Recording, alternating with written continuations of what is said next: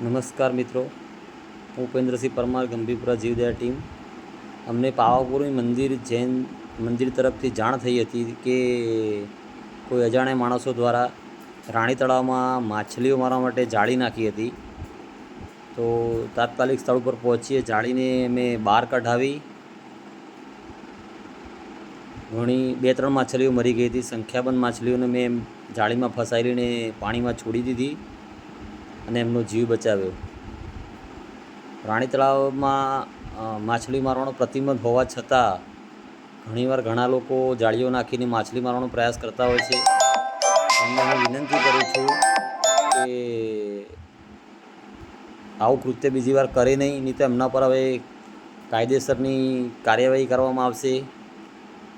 અને ગંભીરપુરા જીવદયા ટીમ સેવાના દરેક કાર્યોમાં તત્પર રહે છે. અને આગામી સમયમાં અમે હવે પાવાપુરી મંદિર રાણી તળાવના આસપાસ અમે